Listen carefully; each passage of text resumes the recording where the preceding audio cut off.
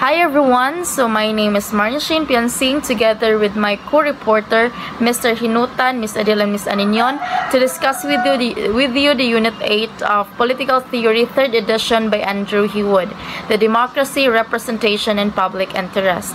So in my part, I will be going to discuss with you the democracy.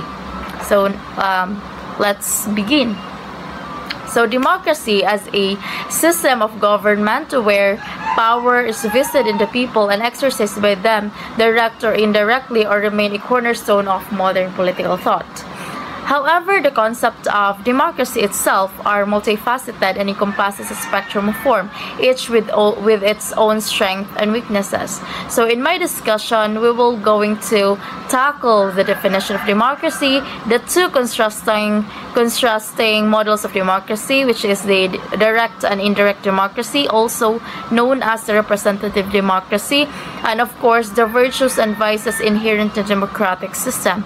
So by analyzing the historical evolution and contemporary application of this distinct democratic system, we aim to provide a comprehensive understanding of the strengths and limitations of each.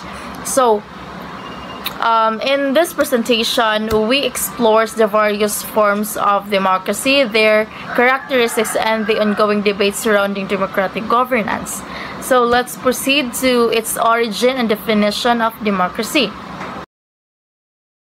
Greek origin, democracy originated from the Greek words kratos, which mean rule or power, and demos, meaning the many or the people. So in short, democracy means ruled by the people or ruled by the many. So the supreme power are vested or in the hand of the people, within the people. So whether they exercise it direct or indirectly, direct in the sense that they may directly participate in decision making process, they may participate in political activity within a political system, or simply select a representative to make decision or make a policies in their behalf or in the behalf of the citizen. Now, in the historical perception, so democracy initially viewed as a negative term denoting rule by the properties and uneducated masses. So in the historical concept or context of democracy, it is being criticized, wherein it reflects on the perception that democracy is not an ideal type of government that includes and empower everyone or ruled by all. Instead, it is negatively characterized as a system dominated by those who are economically disadvantaged or those mga propertyless and uneducated individuals. So this view manggod concerned that democracy would lead to poor governance. So according sa critics, that kaning mga propertyless and uneducated individuals may focus manggod sa ilang immediate needs and desires, or mga ilang kaugalingong self-interest that leading or resulting to impulsive self-serving decision or self-serving policies that may harm society's stability and well-being. So also it emphasized pod sa potential that empowers a group that the critics believe doesn't have the capacity to govern wisely. It involves, to mean, a system where power is vested in the people who elect leaders and participate in decision making. So it emphasizes here in a modern definition that the supreme power is within the people. It is fundamentally about giving the supreme authority to the citizens. Unlike sa mga monarchies or unlike sa mga aristocracies and monarchies where power is concentrated on the hands of one person or in the small elite, democracy, decentralized power, giving the citizen the supreme legitimacy.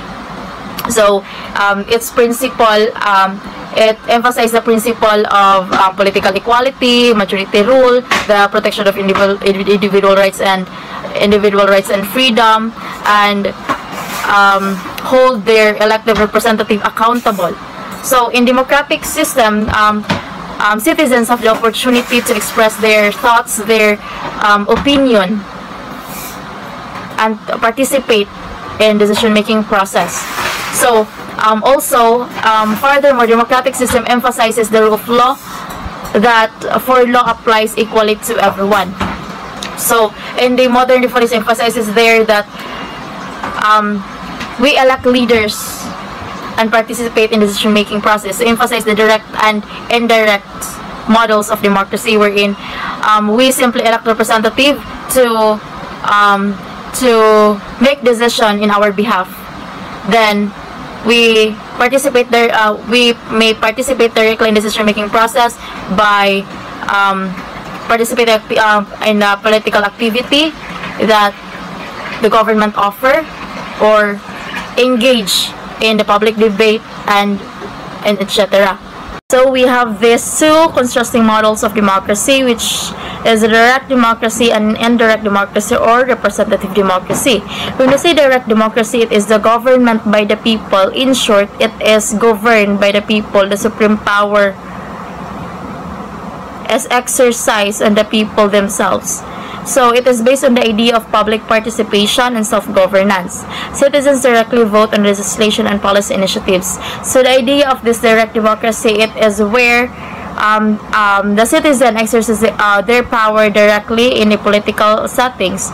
They tend to participate in any decision-making process in the government by themselves, without any representative to act in their behalf.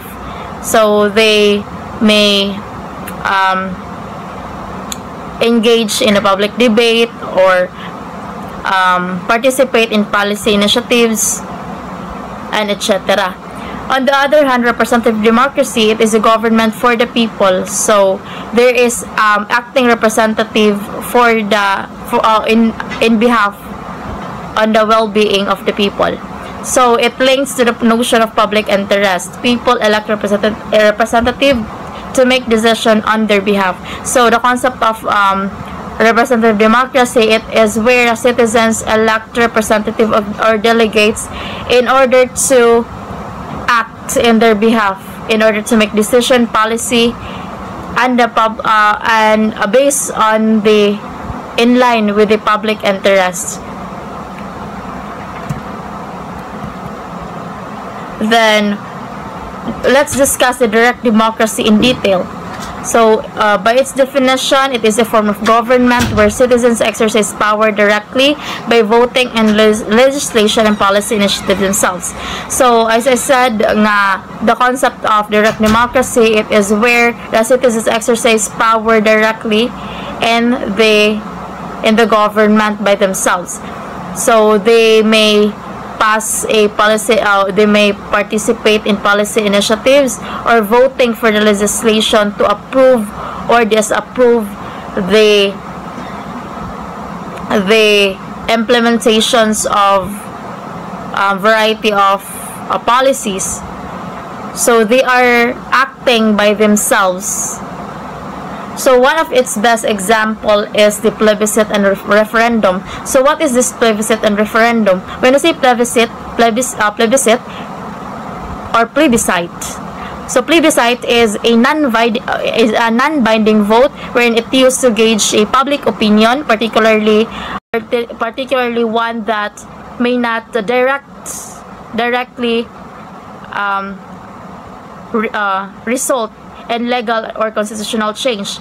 So on the other hand, referendum, it is a typically binding and used for decision for a specific legislative or constitutional matters. So ang ilang kalahian or their difference is that kaning the plebiscite is that it is just an advisory, or it is just a survey for the citizens whether they approve or disapprove a certain legislation, and the government may choose whether or not act in based on the on the outcome. On the other hand, this referendum is directly leads to a legal or constitutional change based on the given outcome. So if it is based on the outcome and the government may decide based or in line with the outcome of the given vote. So mo na kalahian. Plebiscite is advisory. The government may choose whether or not to implement such legislation based on the outcome. But sa referendum is that the government act or make decision based on the certain result of the voting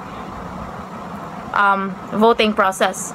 Then we have the modern possibilities. So it is the development of modern technology has opened the broader possibilities for popular participation government. So as the technology got innovative,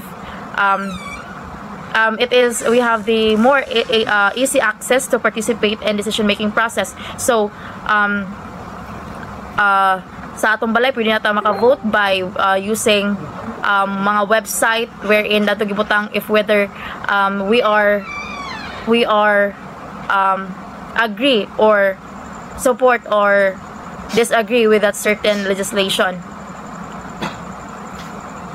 Next is the representative democracy or indirect democracy. So its definition, it is a type of democratic government in which voters choose delegates to create law and govern in their behalf. So the concept of indirect democracy is that the voters or the citizens is selecting delegates or representatives to make laws, to govern based on the public interests.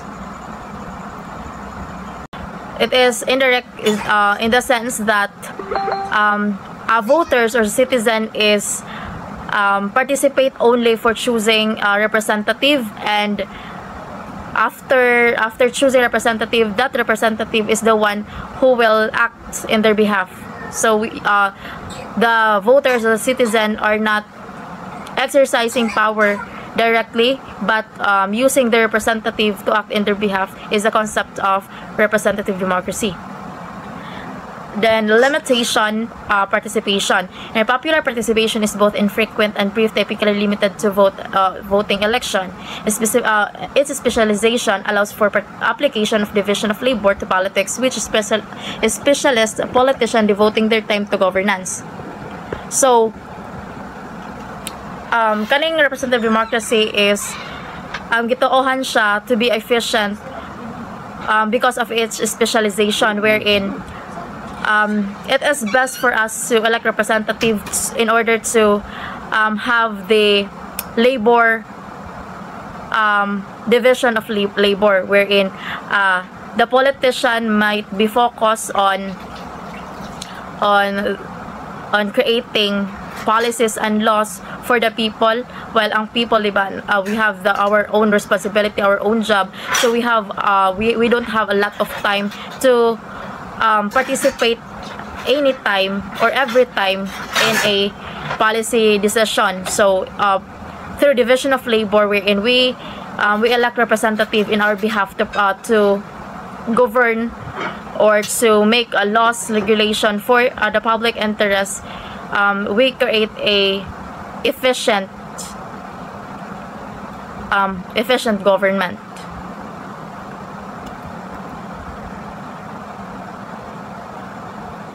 So now let's talk about the liberal democracy. The protection of individual rights and freedom underpinned by the rule of law. So this liberal democracy, it is a political government merges the representative democracy, wherein the elected official make decision on the behalf of the citizen with the safeguarding of individual rights and freedom, such as freedom of speech, freedom of expression, freedom of religion, and the equality before law. So it grounded in the principle of rule of law, where it ensures that law is equally distributed to everyone and protects against the government. So that is the concept of liberal democracy. The mergers of representative democracy and individual rights and freedom, underpinned by the rule of law. Government. We all know that the elected official may manipulate government, or we are aware that government is a necessary evil. So the government might have the capacity to manipulate the policy, they manipulate people, diba? So it has the capacity to make decision, focus on their self-interest or benefit in their own benefit. So with that, with the constraint of government, muna siya na-design dayon ang protection against government, which is the Constitution, Bill of Rights, mga independent judiciary that will protect the people from the government. So that's it. So to limit the government, to limit the power of government that may lead to the manipulation sa people. So by that, muna siyang natukod ang mga different intervention or mga rights in order to empower the rights and power of the people. Nga dili siya masapawan or dili siya ma-empower sa government. Now we have the virtues and vices of democracy. First, let's discuss the virtues. First is the protection, regarded as the means of protecting individuals against overmighty government. So, democracy has the capacity to protect individuals to overmighty government. Sa akong giingon kanina na the regular election, in order to protect for overpower government, wherein not a regular election to eliminate those government officials nga nag-overpower sa government or katong mga corrupt. Then through election pod, we can replace them by voting for our preferred representative nga mo replace ato that we believe that will satisfy our standards and expectation that we believe nga makatabang siya to meet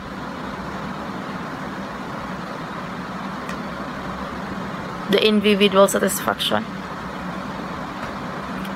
The next is freedom, seen as a means through which human beings achieve freedom of autonomy, by Jean-Jacques Rousseau. So, democracy pod, usap principles of democracy is freedom. We have the everyone has the capacity to have a freedom to express their opinion and their thought, their freedom of speech, freedom to engage in decision-making process or in a political activity for equal rights, and etc. Then advancement creates a more balanced society and promotes the general mental advancement of community, according to Stuart Mill. Then we have solidarity, creates a sense of social solidarity by giving all members a stake in the community through participation. So democracy would be way for a sense of participation, wherein the power of the the supreme power of the people is to participate in the activity of the government, in the decision process, in the decision-making process, or engage in public debate or any political activity that the government offer. Then we have the vices of democracy. So when we say vices, it is the negative or disadvantage of democracy. We have the elite rule. Democracy is seen as the delusion with power always exercised by a privileged minority. So democracy believe that it will lead to the dominated by the ruling elite. So in democracy, it may focus on the interest of the privileged minority, not for the public goods and a public welfare. So the benefit, the policies, and implementations of projects baka o mga policy is may focus or may exercise lang in a privileged minority or a few privileged minority.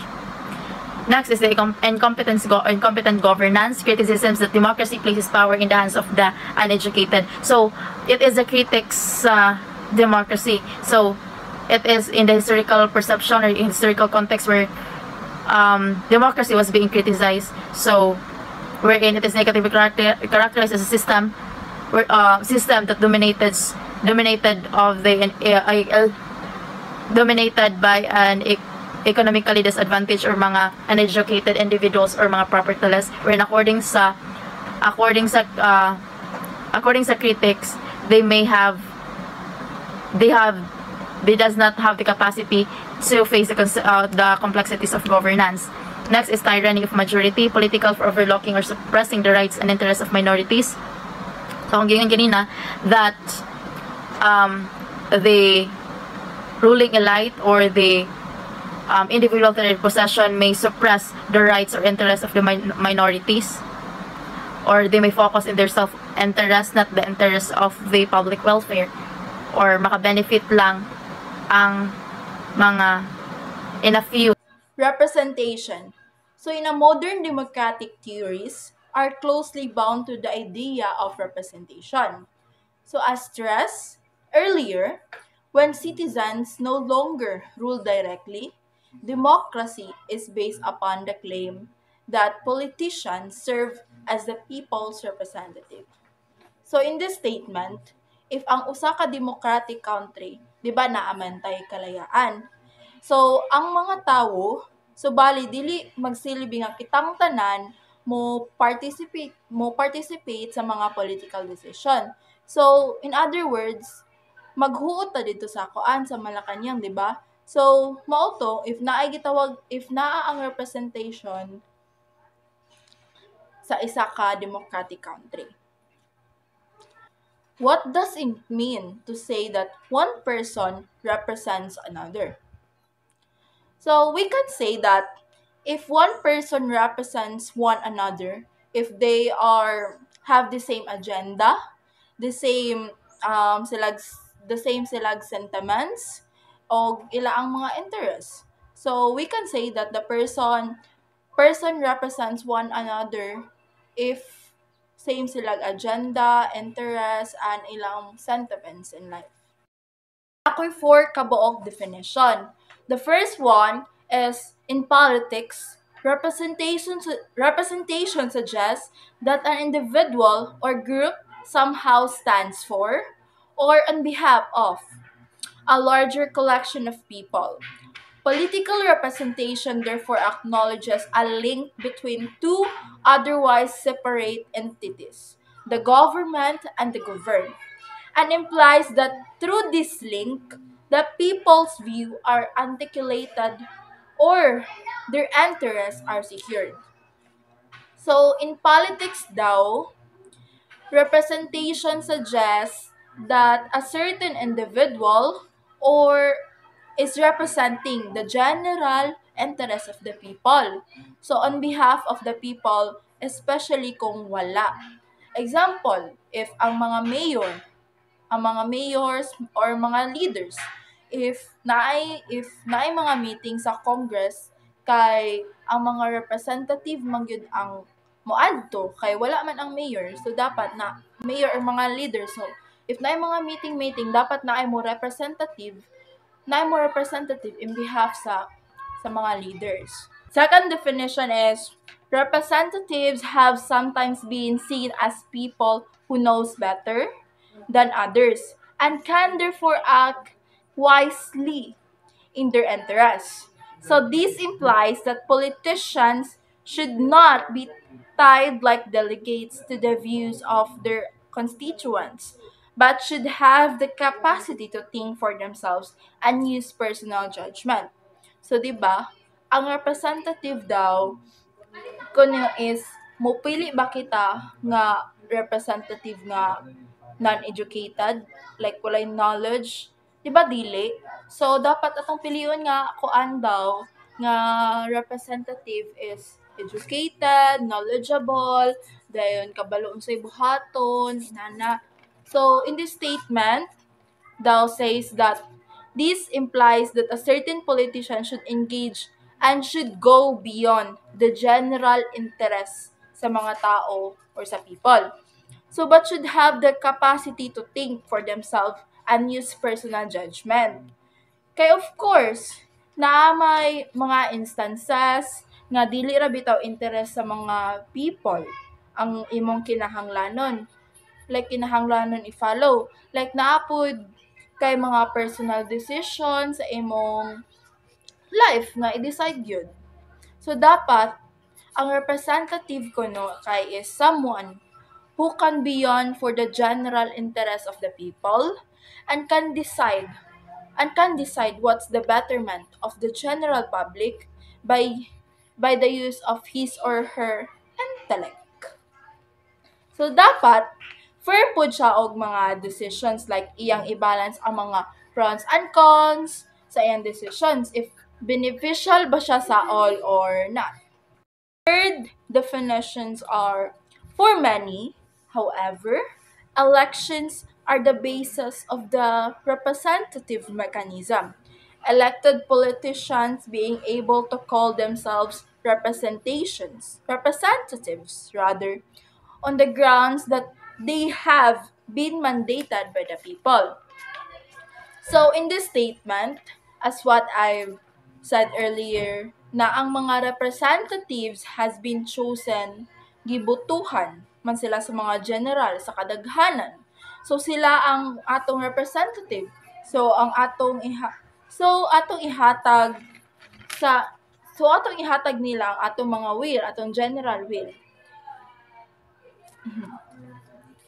So, next. Finally, there is the altogether different idea that a representative is not a person acting on behalf of another, but one who is typical or characteristic of a group or a society. So, in this statement daw, it is that ang representative is not someone nga nagrepresent lang on behalf of the general public. So, ang representative should be bland.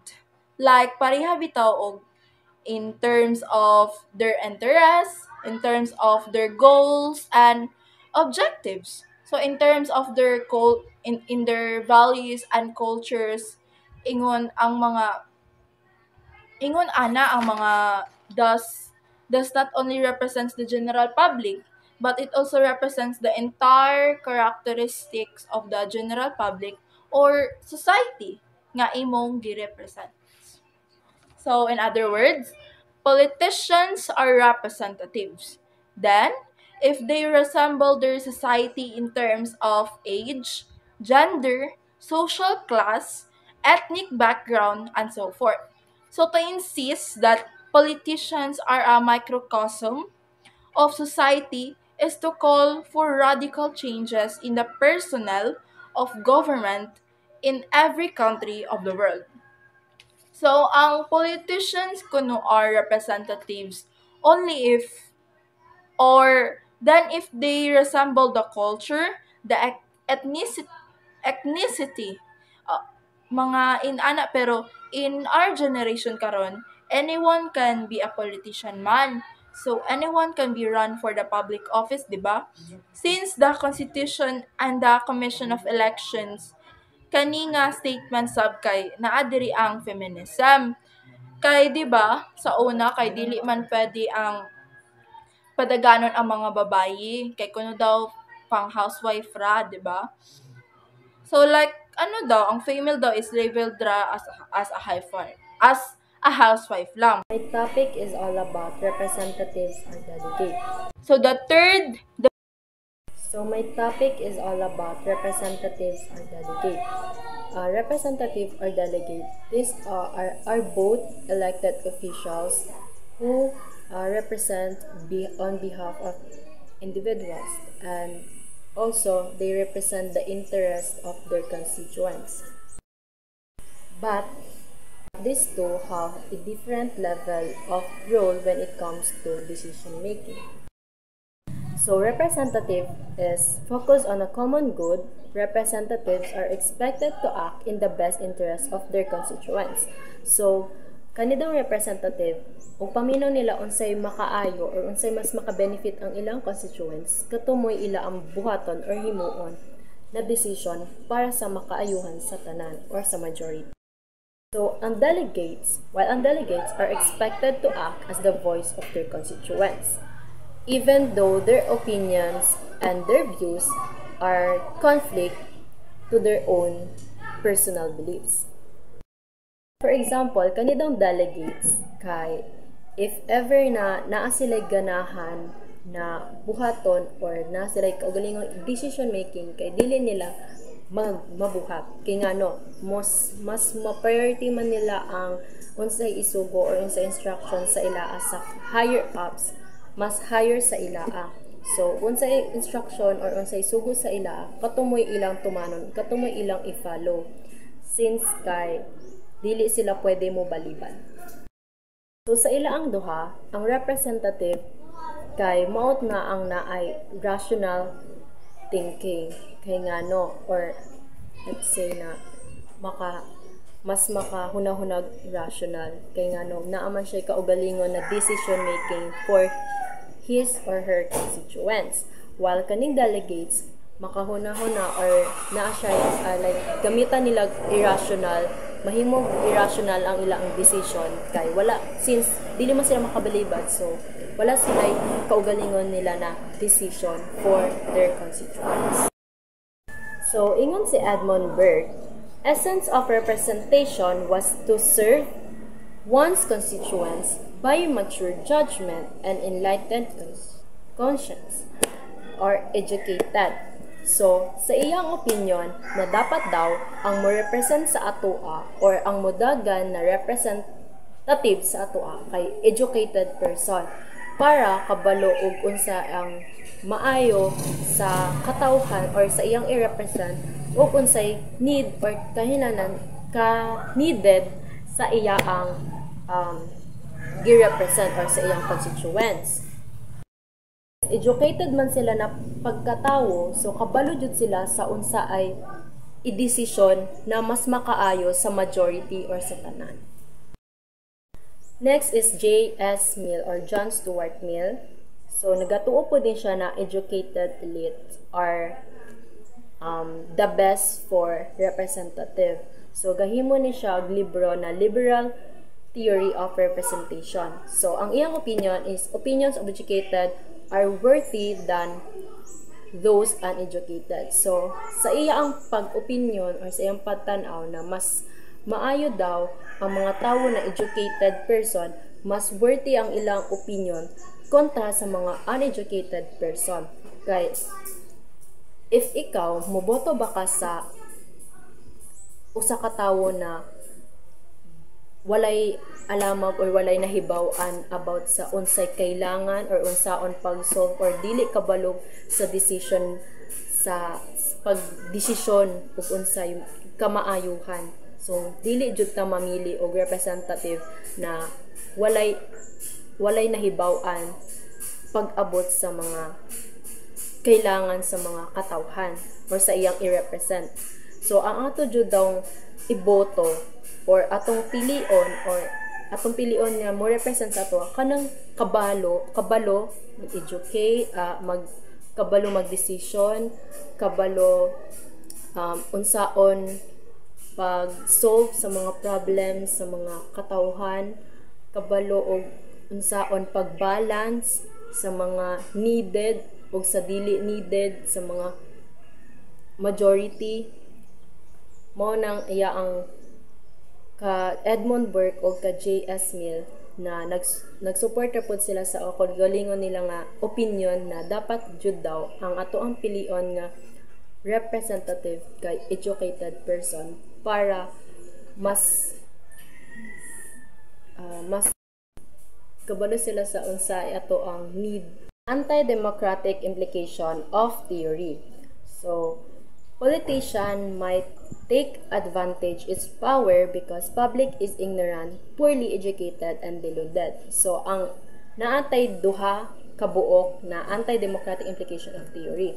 So first, kani politician might take advantage. So unsay pasabot ani? So if ever daw na if ang politician na inyong gi-vote as a representative kay power, makahawid na siya power, so naa na siya advantage sa inyo samot na sa mga uneducated people. Kay since wala man mo kabalog unsa iya ang interest or unsay nagdagan sa iyang utok, so iyang gamiton iyang power para maka take advantage sa inyo So for example ana kanang maghatag sila mga job opportunities sa mga katawhan, pero in exchange sa pag-vote o pag-support sa ila So dito pa lang kuana sila na sila power na nag-take advantage sa inyo since wala man mabuhat kay hatagan man mo nila og jobs. So kamo ang ilang exchange kay mag-support mo sa ila ug mag-vote mo sa ila So isa pa, ang education daw is makahatag nato understanding pag-abot sa political and economic issues. So, advantage jud kanang naadyo kay na eskwelahan kontra sa wala kay na eskwelahan kay naadyo kay nahibaw-an sa politics and sa economy. So next is grant representative considerable latitude in controlling the lives of others. So ingon pa dire, since naa na sila power, naa na sila advantage. So, naa na sila advantage, naa na po sila control sa life sa ilaang gihawiran nga majority or constituents. So, example sila man mo'y control over the resources of resources. So, ang mga representative daw, sila mo'y often mag-control sa mga allocation sa mga resources, sa ato ang mga public funds. So, if ever na sila jud moy na ay decision nga i-prioritize ba kanila or kani kay pobre ni dili na ko ni siya i-priority kay wala ni siya ikahatag, di ko maka-benefits kani akong unhon kanina ay kwarta na kay makahatag ni siya na akong benefits. So sila mo'y makakontrol sa lives sa mga tao since sila mo'y makabuhat og decision sa unsay nindot or unsay ilang interest pag-abot sa inyo Ingon pa dire, these are delivered as can create system of favoritism og neglect potentially benefiting some. So mao lagi to na ug asa sila mas maka-benefit, syempre katujud ila ang i-prioritize kontra sa dili sila maka-benefit, di ba? Bisa makinsa ato ang unhon jud ng mas maka-benefit na kontra sa dili ka maka-benefit. Mao to ang duha ka example o duha ka meaning sa anti-democratic implication of theory. Is Tom Paine.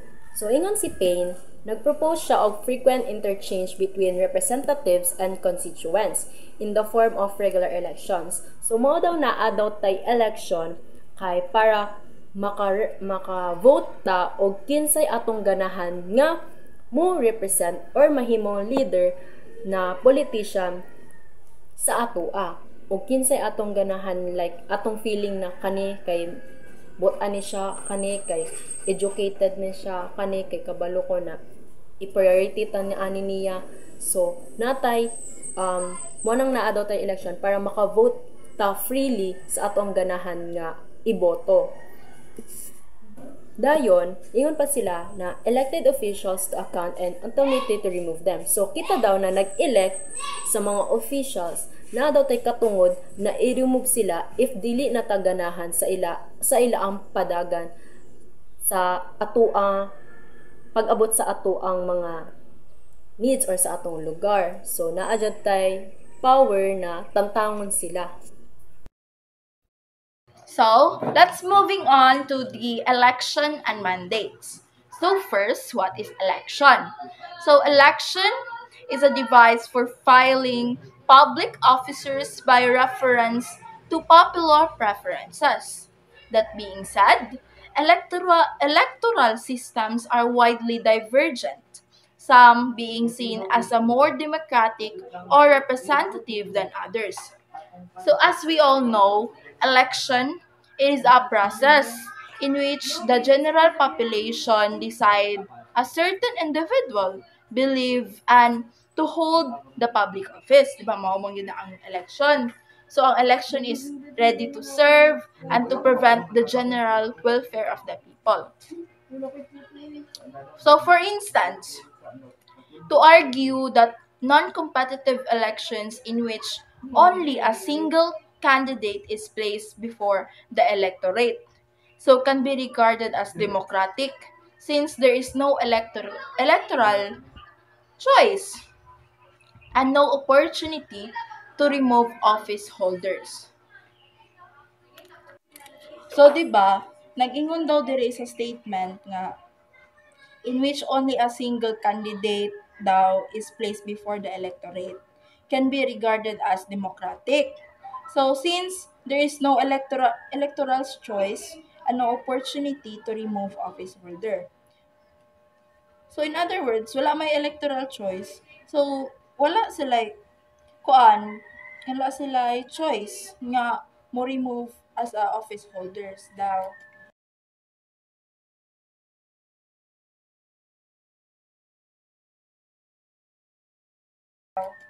So, regardless of the system employed, there are problems in seeing any form of election as a basis of representation.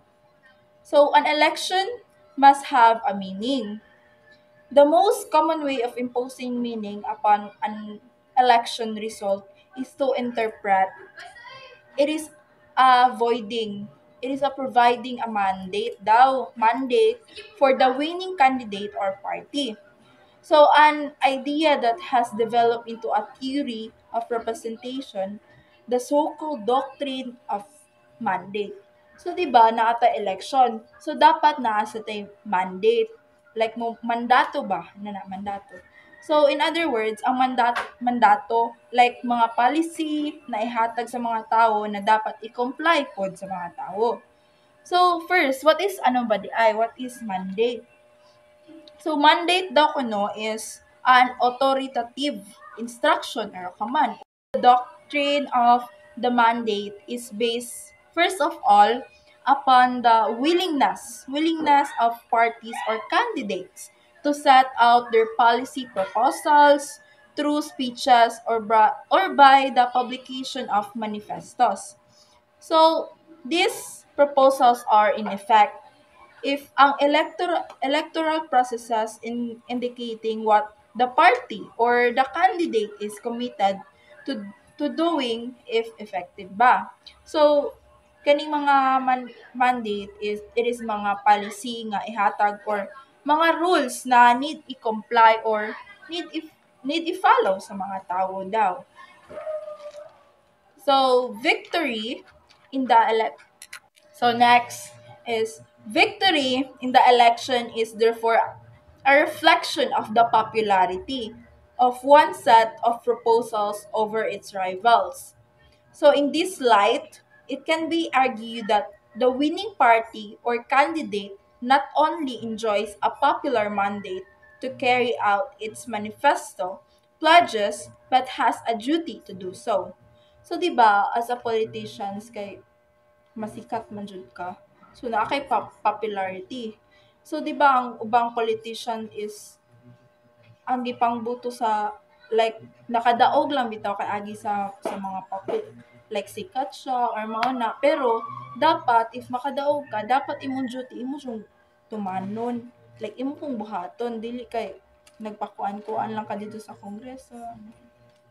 So next is the great merit of the mandate doctrine is that it seems to impose some kind of meaning upon an election and so offers popular guidance to those who exercise government power.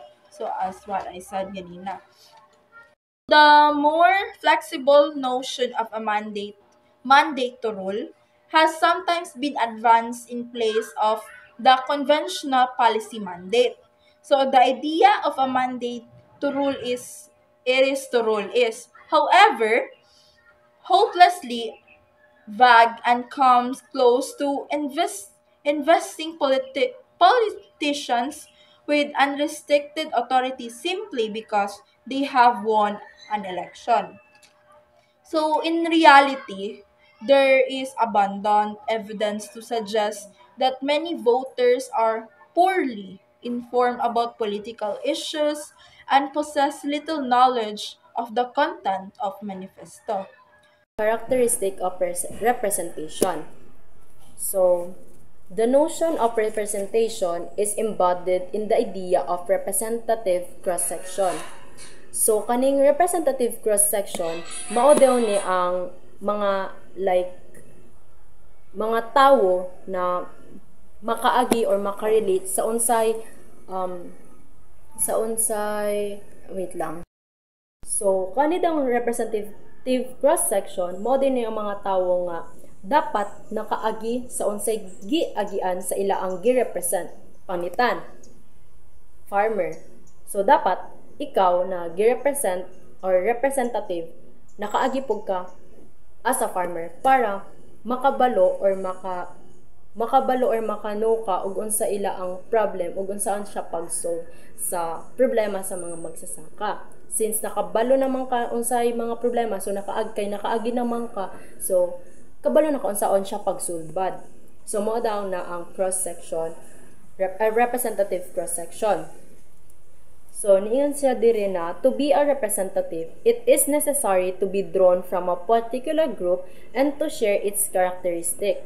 So, dapat daw, kamo na representative or gi-represent or niagi daw dapat mo or share daw dapat mo o characteristic sa imong gi-represent since advantage na nimo na kabalo ka sa unsay naagian nila kay nakarelate man ka sa ilaa kontra anang wala ka nakabalo sa ilaa kay wala man ka kaagian na, so dili ka ka-relate, so dili ka kasulbad sa ilang problema since wala ka kaagi sa ilaang giagian, di ba? So unsaan man nimo na pag-relate, unsaan man nimo na pag-action dayon, unsaan man nimo siya pagsulbad if ever na mo reklamo or maghatag sila hinaing sa imua, if wala ikaw mismo wala ka try o wala ka kasulay sa ila ang na gigama or naagian. So ana daw ng representative cross-section. So dapat jud daw same mo characteristic. So ang sociologists have a long belief that an obstacle of democracy exists because it is drawn disproportionately from ranks and prosperous. So, kadalasan manggod ang atong i-vote kay kanang mga educated elite, kanang mga dato na badaan na wala kaagi og pagkapobre. So, unsa sa opinion daw sa aning socialist na unsaon nimo pag-relate or unsaon nimo pag-solve bad sa problema sa usa nimo ka gi-represent if ikaw mismo kay wa ka nakaagi ani na ilaang naagian.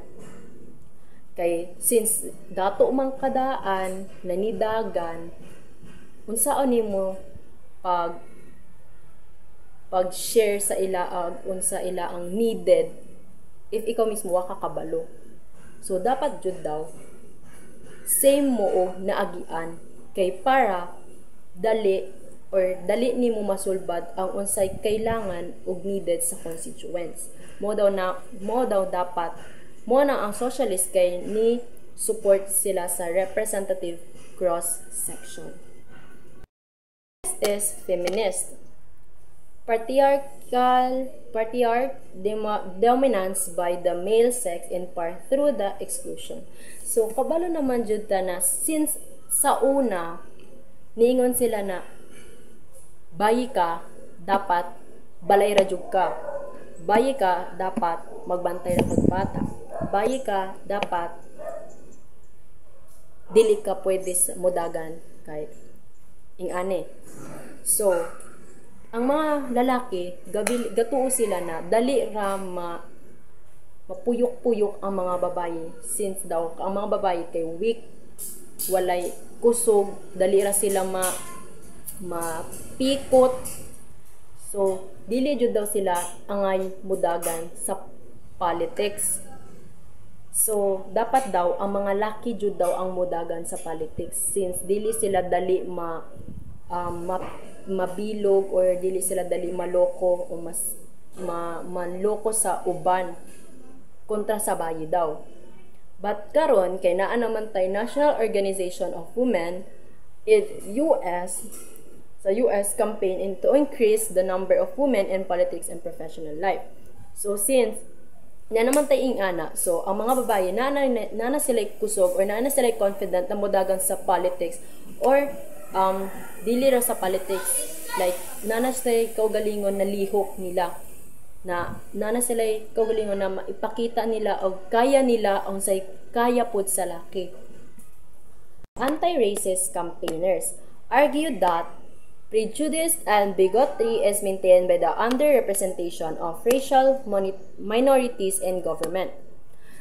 So kabalo man jud ta sa una na naapoy naapoy racist, like kanang ang mga black American kay gi-discriminate sa mga white na ingon sila na dapat kamo dili mo padaganon, kamo mga black dili mo pwede mahimong president, kamo mga black kay dapat inyo ang i-represent kay ang mga black rapod na same ninyo color. So naa na tay anti-racist campaigners, mo ni sila ang mga like nilaban sa ilaang kaugalingon na dili na about sa skin color, dili na about sa unsa inyo ang skin color para lang makadagan mo or mag-lead mo sa usa ka country or sa usa ka lugar. Wala daw na siya sa color. So niingon dire na ang solusyon daw dira, try to put yourself or oneself in the shoes of others. So like ingon pa dire na dapat makarelate ka sa unsay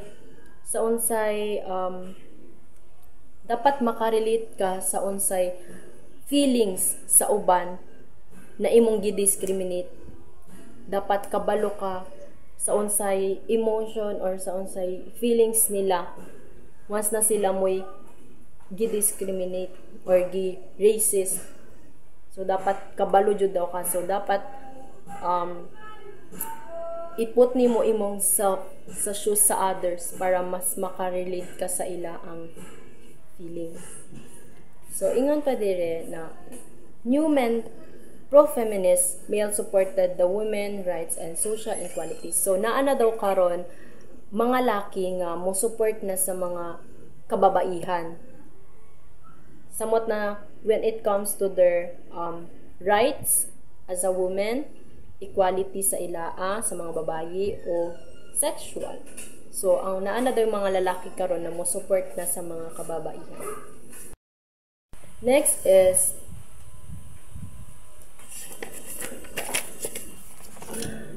wait lang. Next is people simply do not want to be ruled by politicians like themselves. So, ingon sila na dili sila ganahan na ang modagan or ang ilaang i-vote o iboto kay pareha nilag batasan. Example, ikaw mag-vote ka, ikaw kawatan ka. Mag-vote ka po, then kawatan mo tanan. Then ikaw mag-vote mo sa usa ka tawo nakawatan pod. Kay say man mo characteristics, say mo batasan. So iboto pod nimo. I-vote po to siya nimo para mo represent sa inyo So mao daw na ang ingon dire na ang mga tawo dili sila ganahan na same og characteristics sa ilaa. Kay unsay if ever nga unsay iingon sa uban nga same lagi sila batasan sa mga iyang gi-represent. Kawatan man tong iyang mga gi-represent din ang ilang representative pod kay kawatan pod or corrupt pod. So, example ana, if ikaw tambay, ang imong gi-represent pod, tanan to tambay. Kay same man mo characteristic, mo daw na ang kasabot sa people do not want to ruled by a politician with the same or like themselves. Lastly is political parties are forced to be select female and minority candidates because women can represent women, black can represent black, working class can represent working class. So ingon sila na since dili ta kaigo sa usa ka if ever nga tanan ta mo represent sa ato tanan. Dili man na pwede since kay dili man ta kaigo sa usa ka place nga kuan. So dapat naay usa ka representative or mo represent sa ato. Example, sa farmers, dili man jud na sila pwede tanan mo adto didto. So dapat naay isa ka farmer na mo represent sa tanang farmers. Naapoy isa ka female na mo represent sa tanang female. Naapoy mga black na mo represent sa tanang black. Kay para katong ilang gipili na representative, katura mo atubang og mo hatag sa unsay needed or unsay interest na kailangan sa mga constituents. So maora to tanan. So public interest, the idea that in some way the government serves the people or acts in their interest, meaning ang government should provide an actions for the public, for the people. So ang example ani is building a new hospital for everyone. So it's public, so tanan makabenefit din, tanan is allowed na makagamit aning hospital. Politicians in almost every political system are eager to claim that they work for the common good or in the public interest. Meaning, nga kaning mga politicians kuno nga ang ilaang giingon sa mga tawo nga napeta na sa buhaton nga para plataporma nga para magtukod sila ani sa isa ka barangay or isa ka community. Pero pag ang ending di ay kay lain da ang ilaang gibuhat, lain day sila kanang nag-focus nga ilang buhaton, dili day sa ilang giingon sa mga tawo. Moreover, attention is given to how the public interest can in practice be defined.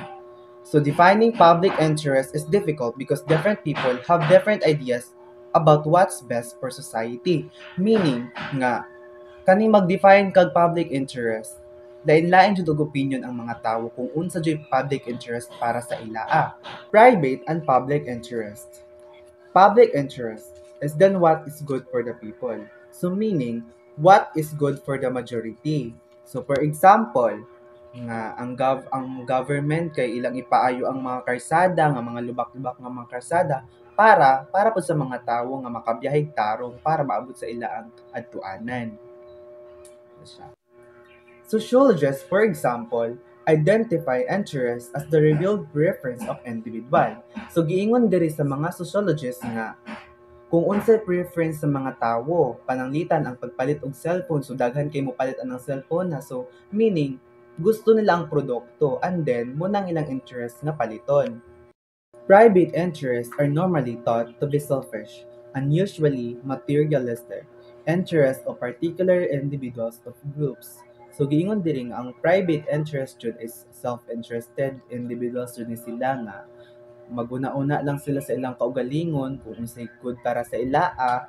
So as we all know that private interest is more on competitions, more on self-interested. For example, ang individuals is tag-iyas lang ka ng land, mag-own sila land para lang sa ilang own. So muna siya the best example sa private interest. we have to proceed the felt interest and real interest. So felt interest or revealed preferences hold that individuals are the only or best judge of what is good for them. Meaning, ang isa lang katao since felt interest man ni nga. Kung unsa iyang gusto, kung unsa ang gustong buhaton, gusto niyang paliton sa iyang kinabuhi. Kay muna importante para sa iya kay na felt niya yung nakuan nga. Kalitong maayo ni para sa iyang panginahanglan sa iyang kinabuhi. However, in real interest, may argue that the public is incapable of identifying its own best interest because it is ignorant, deluded, or has in some way been manipulated. So meaning, ang kaning sa real interest, different ni siya sa felt interest. Ang kaning real interest, kung unsay bitaw ka na bitaw, since ang kanang felt interest kay kung unsay makamaayo sa iya, diri po sa real interest, i-connect ra po nato ni sa felt interest kay panglitan ako, i-choose nako nga mag-study ba or mulaag. So para nako ang kaning study ug mulaag is both ni siya mga importante sa ako pero ako jud siyang huna-hunaon, balansiyon nako kung unsa jud ang ako ang pilion. So pilion nako nga mag-study kay makatabang ni sa ako ang future, makatabang ni sa ako ang nga makapasar ko sa among upcoming exam ana. So wa na ko gipili ang mulaag kay since ang laag kay naara man na siya. So ang pag-study naara po na siya pero imara man na po ng kaugalingon nga makatabang ra pud na para sa imo. Socialist challenge the bare distinction between private and public interests, a position that inclines them towards a belief in natural and social harmony rather than conflict and competition. So maingon ang mga socialist nga kan bitos la kan bitong agree sila nga ang kaning society is cooperation lang ang jud ang kanang magdumala dili rather than competitions kay kung mingon kang competitions kay lara man ang goal sa individual nga maka-achieve siya ana. So kung cooperation pod meaning magka-kuan sila magkahiusa sila nga magtinabangay sila para silang community. Muna giingon sa mga socialist. Political theorists, however, have accepted a distinction can be drawn between public and private interest. So ingon sa mga political theorists nga naadyoy differences ug naadyoy kanang kalahian ang kanang kung unsaon sa isa ka tawo paghuna-huna para sa iyang kaugalingon ug unsaon sa mga tawo paghuna-huna sa community as a whole. Muna ingon sa mga political theories. So the public interest stand for all members of society, not merely the largest number or even overall majority. So mag-public interest jud gibalik-balik na jud ni nga kanang para jud siya sa community, sa majority. Pero dili siya tanan nga kanang sa like sa whole country lang. Pero tanan naman jud siya nga kanang sa community lang nga magtinabangay para sa public interest ang kanang gobyerno nga magtukod siya para sa mga tawo maka-benefit ang tanan. Whereas private interests are multiple and competing. The public interest is indivisible. It is that which benefit each and every member of the public. So giingon jud diri nga kaning private interest jud kay more on competition ni sila din kaning public interest is kana jung cooperation jud sila nga magkuan sila nga maka-benefit ang tanan. Kaning private interest manggod kay gamay lang or maguna-una lang sila sa ilaha lang on. Kaning public interest ikuan ni sa gobyerno nga maka-benefit ang tanan. Na siya fairness. Despite the continued popularity of terms such as the common good and the national interest, the idea of a public interest has been subject to growing criticism.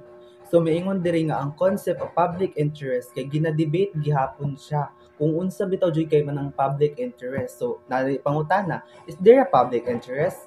Naa ba jud public interest? Nga hangtod karon gina-debate ra gyapon siya sa mga socialist o mga political theorists kung unsa jud definition ani.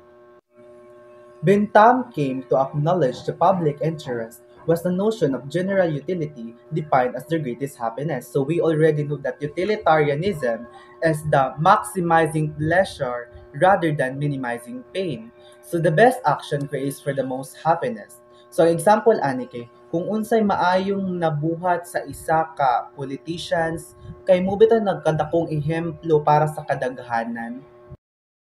The emergence of organized groups is explained by rational choice or public choice theories in terms of the rational self-interested behavior. So giingon diri kaning group of people sila joy mag-protect sa ilang interest, group interest. Mo ang giingon sa libro.